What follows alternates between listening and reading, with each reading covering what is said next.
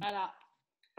Donc, il y a encore Caroline. Je vois que Ludovica, elle sait pas. Bon, il y en a pas mal qui ne se sont pas connectés, mais bon, elles vont arriver petit à petit, j'imagine. Donc, on avait dit qu'on faisait ça en anglais parce que Carmen, c'est plus simple pour elle de présenter son projet en anglais. Donc, comme il n'y a que des Françaises autour de la table. Ah non, il y a Fatima, Fatima Maliki. Fatima, can you hear me? Pour moi, c'est pareil, Anne-Pierre, comme tu veux. Ok, bon. Ah, il y en a qui, j'espère que, oui, il y en a qui sont partout dans le monde, c'est assez marrant. Hey, Lucrecia! Hello. Hey, where are you? Brazil. Brazil. Oh, great! Wow. I'm stuck here. I was supposed to go back to London today, but the flight was canceled. Oh. My husband is there, and I'm here. Oh, okay. Okay. So I can see, and Veronique Part is joining us as well, and she's in Wyoming. So we have Portugal, Lisbon, Wyoming, Brazil. Hey, hello, Veronique. Where are you? In Wyoming. I have to unmute you. Attends, unmute you. Are you in Wyoming? Yes, I am. Ah, okay. So I'll put you back to mute so that, okay, we can hear everybody. And so Caroline, Fatima has a little problem to connect. So we're going to start because it's limited in time. And then before last time as we did the talk, suddenly it was all disconnected. So you have the possibility to reconnect. If you go back to the talk, sometimes it works. So, well, thank you, Carmen, so much and Carmen is in France, in the country house. So we were talking with Sandrine Pissarro and Ludovica, who has not joined us yet, of organizing a talk with Carmen in London, and it seemed that we all got confined, so we thought it's a good idea to organize this Zoom because of the actuality in your work that you have presented this house chez nous in Paris, Place du Palais Royal. So first of all, Carmen, before we go on in presenting your work of art, you're a Mexican artist. You were born in the US, in California, and you have lived in France and recently moved to London. You're a multidisciplinary artist. That means, of course, everybody knows you're doing installation, video, sculpture, photography, theater, and design. And you made a performance with your dress. You will tell us about after with a dancer. You explore the themes of fragility, memory, and confinement. But before I tell you everything about you, maybe you can present yourself as an artist and your career, and in a very short way, if you can. Thank you, Anne-Pierre. I think you've said it almost all. Yeah, I'm basically, yes, I work with different media, but it's basically theme-based. So I've got an idea and then I try to figure out which materials or what I can use to express this idea the best. So it's a theme-based practice. Yes, I am Mexican. I was born in the States. I lived in France, but I went to art school in the UK. So I have a connection that way with the UK, as well as having a British husband. And I've been working around the theme of fragility, memory, and content. You can't hear me? Yes, no, that's okay. That's better now. Yeah. Yeah. Yeah. Okay. So as you were saying, I've been working for many years around the themes of fragility, memory, and confinement. And memory, I work around memory, but with objects that have memory. So I'm just going to take you through a very, very quick, I'm going to show like 3 bodies of work that I've done in the past 25 years. So if you want to see more, I'm happy to show you another time more, or you can go and see in the website, or will do. But just to give context to this piece, which is called Chez Nous, that you were talking about, which is basically about confinement. I didn't know at all that this was going to happen when I made that piece, but there it goes, happened. So the first work that I did around the memory of an object was this one. I'm going to share my screen and you're going to be able to see a little bit. It's not the best presentation. One day I'll do you a better one, but we'll do as we can. Okay, so, okay. So I don't know if you can see, can you see? Yes. Yeah, okay, so this piece I did with my great-grandmother's wedding dress that she gave me a few days before she died. So her wedding dress is here. And then I did a sort of, I did a sort of private performance where I put on her dress and took it off, and I had a friend photographing me with the dress in different poses. And it talks about how an object that can be charged with memory can define us and can determine our thought in many ways. So you can see the dress there, and then when the visitors came to the museum, they could see themselves, they could stand here and see themselves in that mirror wearing the dress. So that's the first dress. And then I'm going to take a huge, huge leap. I'm not going to show you anything between. I'm going to take you on a huge leap of 20 years. And you're going to see another dress. Let me see. Whoops, wait. You're very good, Carmen. Okay. I'm impressed. No, not very good. But anyway. Oh, great. Can you see this one now? Yes. Okay, so this is another wedding dress that I did 20 years after. So this theme about confinement had been going on my head for many, many years. It started because I was in a car accident when I was 22, and I had to be in bed for a whole year with a corset, and I couldn't move. And for the first 2 months, I could only see the ceiling. So this idea of confinement started from a hospital experience, and then it went on other things. It was also about how human beings can be physically confined as we are now, but you can also be psychologically confined. So all these themes were working on my head. I did many works around confinement, but then I arrived here, this is 2018, and I had been working for this project for 4 years, and I was invited by the Maison de l'Amérique Latine to present it. So it's a wedding dress again, but it's a wedding dress done with 1,500 little tiny, I'm going to show you. Coffins. Yeah, cuffling. No. Handcuffs, but they're miniature handcuffs. So I'm going to show you a little bit. I don't know if you, well, it's pixelized. I'll show you in another photo. So they're tiny handcuffs, and I created this wedding dress.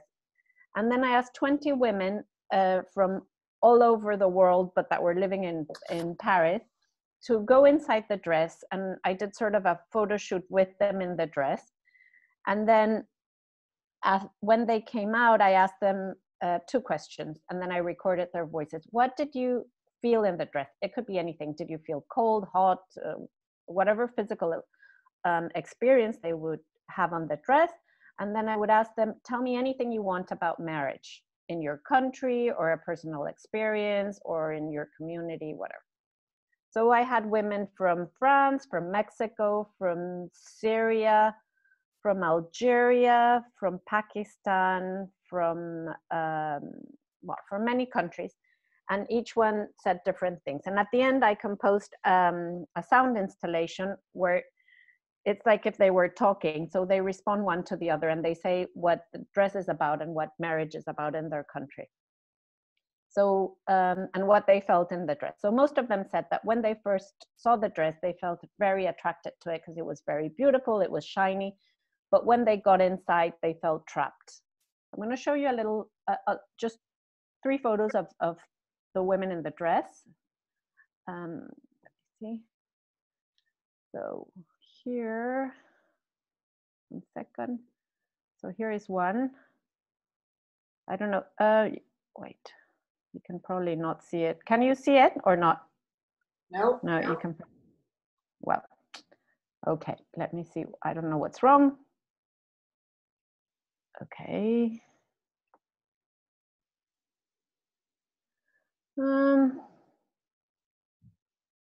Okay. Here, can you see this one? No. No, you cannot see. Yeah, Yeah, yes. Yeah. Yeah, okay. So here you can see probably a little bit better. You can see the handcuffs. So there were several women wearing the dress. And I'm going to show you another one. Here she is. Can you see her?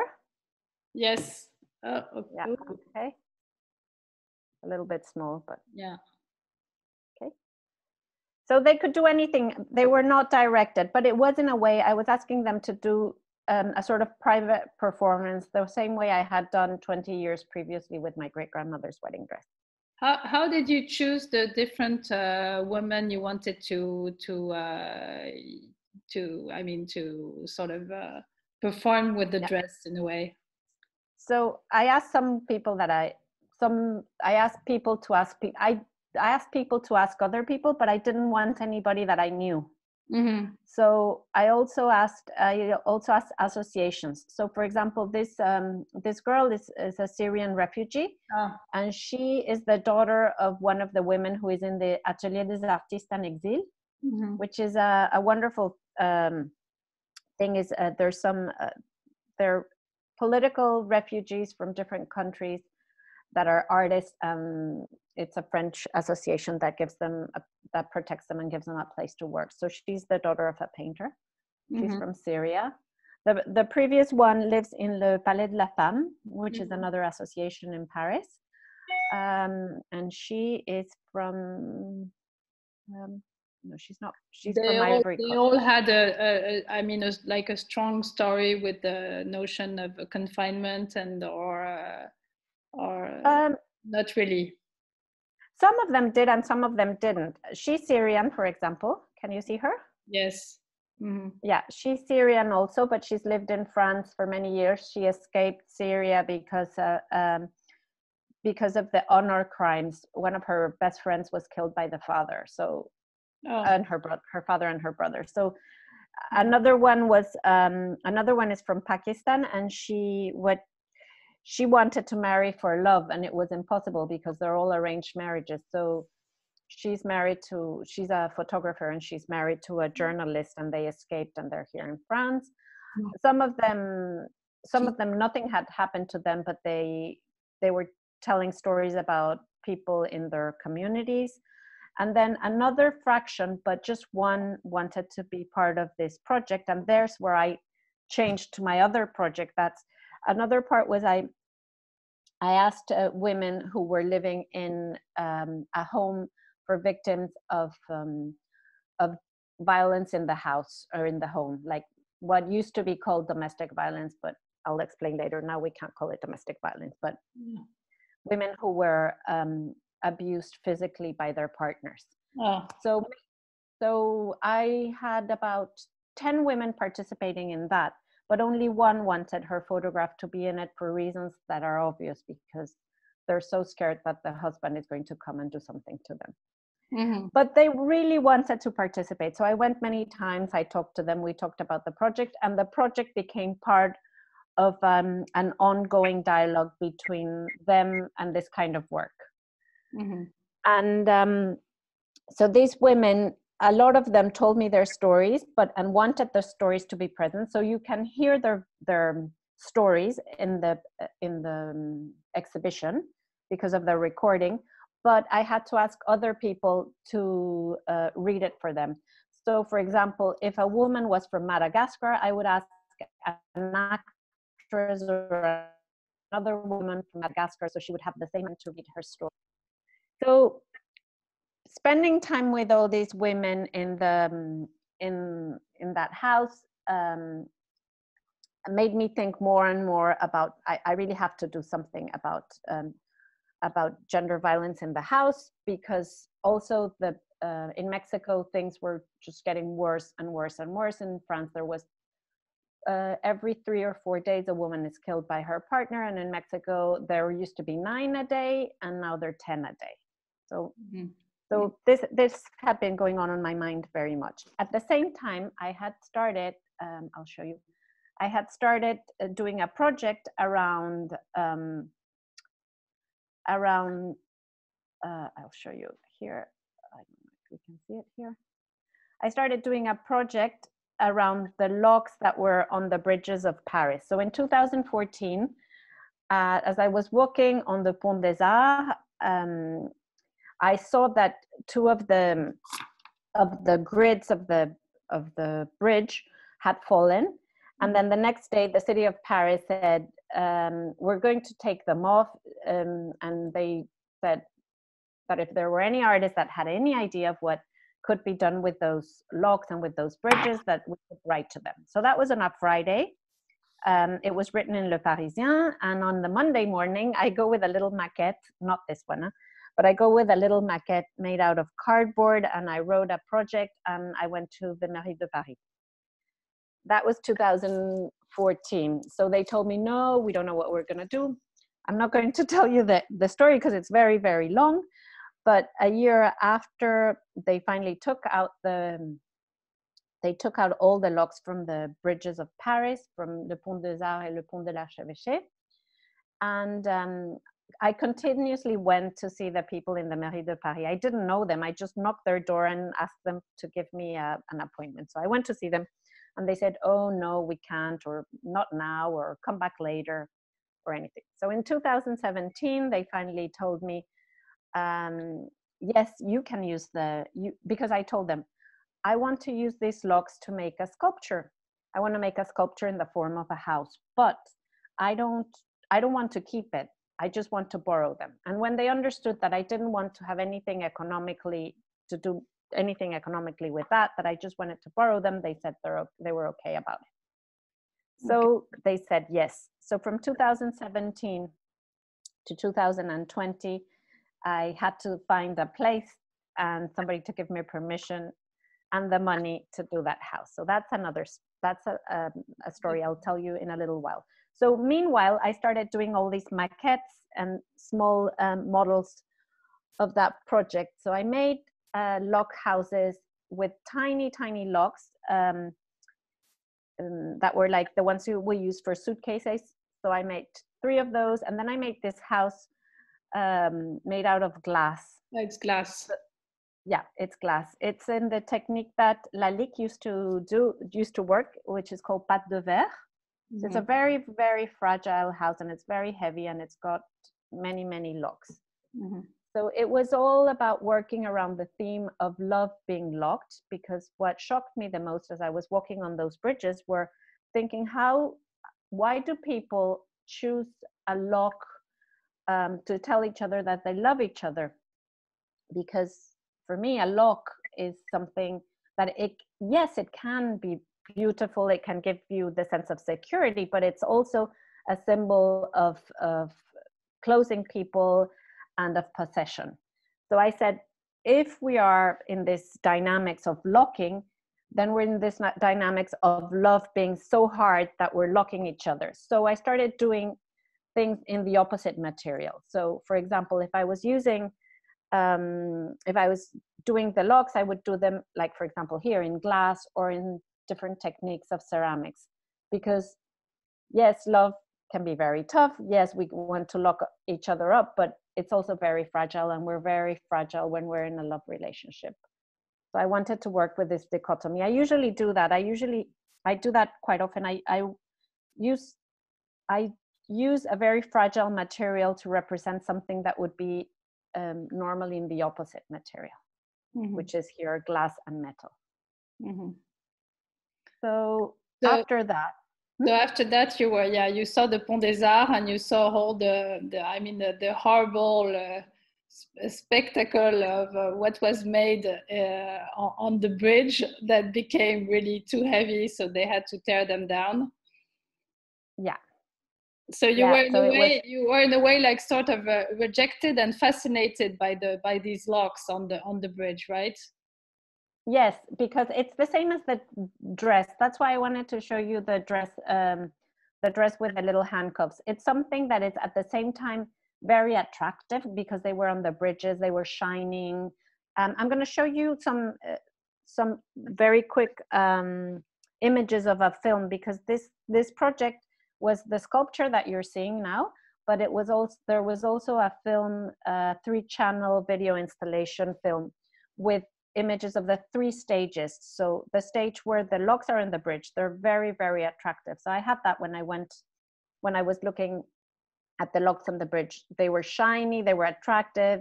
It was enduring when you were seeing the people putting the locks on them. You thought, oh, that's so nice, it's so romantic, it's so pretty. And then when you start looking inside, you see, well, they're locks, they're locking themselves in. And then you start reading the stories.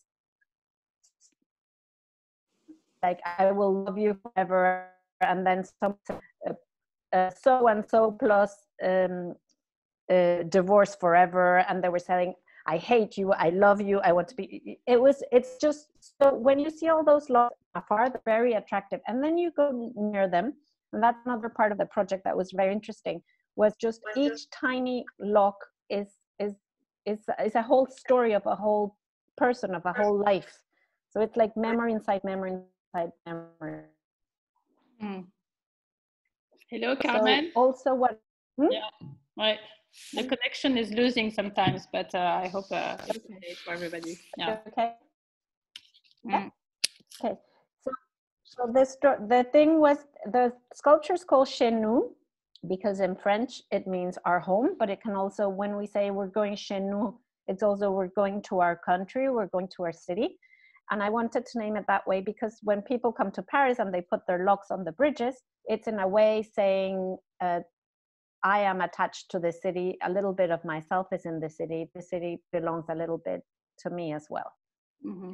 But also because the problem of domestic violence or violence in the house is also a problem that I think, like the feminists used to say, the personal is the political. So it's something that should really be a problem that should concern us all and should be solved by all. Mm-hmm. So here's an image of the house. I'll show you another image of the house. Yeah, you have chosen a house that has no door, no windows, no chimneys. It's totally locked. Yeah, it's a lock in a lock in a lock. It's a lock and a lock and a lock. Yeah. Yeah. And it's a locked house. When was this launched? Last, like, was it 10 days ago, just before the Paris confinement, right? It was the craziest thing. I've been working on this project 6 years. Yeah. And then finally the opening was on the 12th of March. Uh-huh. And as we were opening, it was opening at 6 p.m. And at 8 p.m. Macron started announcing that he was going to close schools and everything. But we did manage to have a very nice opening. And it was, I didn't put here a photograph, but in my website you can see, or I can send you. So we did a sort of light and sound performance in the evening. So the house was lit from inside, and there were voices coming from inside the house, mm-hmm. of a man and a woman reading the names of the people that were written, not all the locks, but several locks, as one reads a list of people that have died in a plane crash or in a war. So it was very moving because the house was, it was all dark and the house had light and sound. Yeah, it's saying that I'm running out of time, so we might be disconnected. Okay, all right. Okay, well that's the house, and then I just wanted to show you so you know, so you can see how the situation of how this is how I found the locks. This is part of the video installation. I don't know if you can see. Mm-hmm. Yes. Okay, so they're all. That's how I found the locks. So I call that the symmetry of love because they're all like that. So one part of the video installation is that. Mm. This is the installation. So you see them shining, and this is I took before they took out the locks from the bridges. Mm-hmm. So that, And then the one in the middle, you can't hear the sound, but there's the voices of the people reading. So it's, can you hear it or not? Yes. Yeah? No, sorry. No? Okay. No. All right. Well, there you can see so it's reading, there's a voice reading all this, the names on the locks. Mm-hmm. So that's it. And then there's another video, but you can probably see it because maybe people have questions. You can probably see it on my website. Mm-hmm. I don't know if we have time. If not, you can see it later. It just shows you how the house was made, but I don't know if you're interested in that. Yes, interesting. If you want to, I can show it to you. Yeah, I'm trying to upgrade the account in the meantime, but okay, because you can see it here. Not disconnected now, so it seems to be okay. So you can, but I don't have access to your. Yeah. Can you see it? Yes, we can now. Yeah, we can. Wow.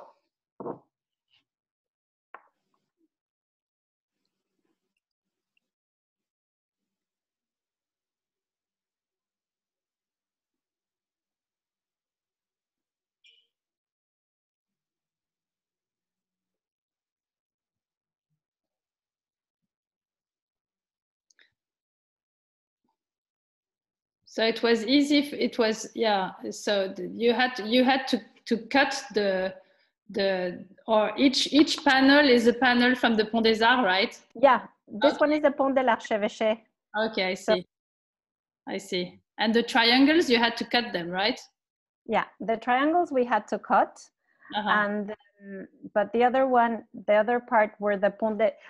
So the house, the measurements of the house are exactly the size of the grids of the Pont de l'Archevêché, because the Pont des Arts, you saw in the previous film, they were all crooked.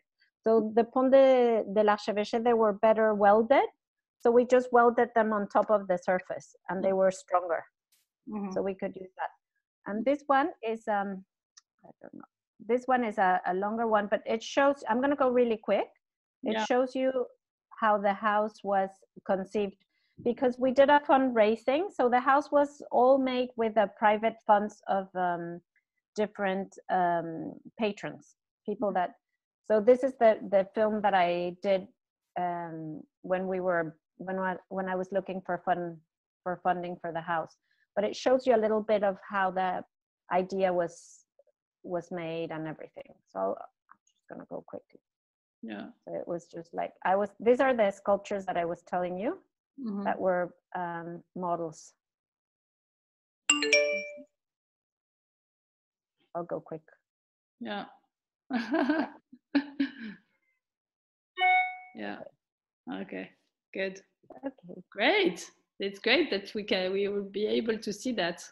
So and how did you come from this idea that you were as you said in the hospital when you were in art school, and that's where you had this feeling of oppression and being in a prison, and you developed your work through your body, a lot of photography of different parts of your body, like you zoom, and how this idea of the wedding dress and this sort of confinement, was in your head and became sort of a, because the wedding dress is also a little house. I mean, it's like a box. Mm-hmm. So from the wedding dress to the house, how was the sort of the steps that made you think of all this? Yeah, I think it was like you were saying, it was like finding myself physically confined, which is very interesting that we're doing this talk exactly right now. Yeah. It's just not being able to move at all and then just realizing you can only move one arm. So it started really, I started thinking about, it was a back and forth between the physical confinement and the mental confinement. Mm-hmm. So it was just thinking about all the traditions that confine us psychologically, and all the things that confined us physically. So it was like a sort of like you would say in French va-et-vient between the physical and the psychological and the cultural, no? It's also the cultural, sociological.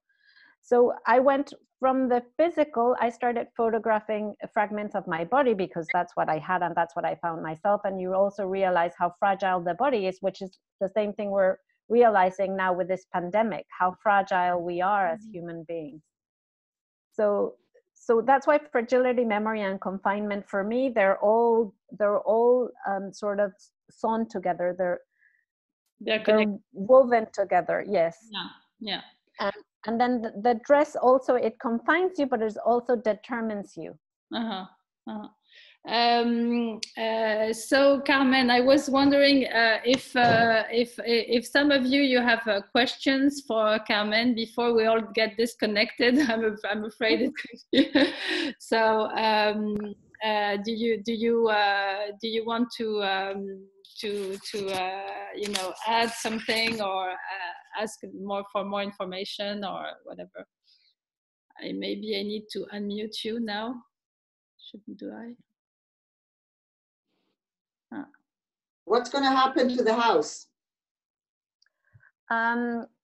Well, now it's supposed to be up until the 28th of April because there was something else coming up. But I was speaking to the person in the mairie in Paris and they said that nothing's going to happen. So this week we're trying to get permission to extend it.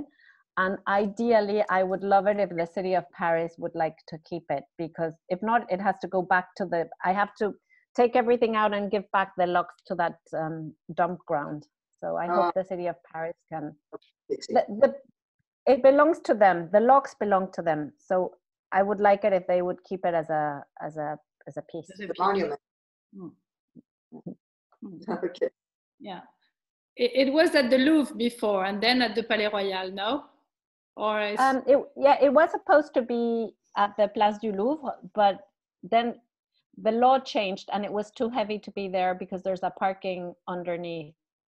So we had to find it's almost 5 tons. The house is 4.8 tons. Yes. So it has to be in a place that has So what was in the Louvre was the video installation. It was in the beffroi in the Place du Louvre. Which is very nice. Yeah.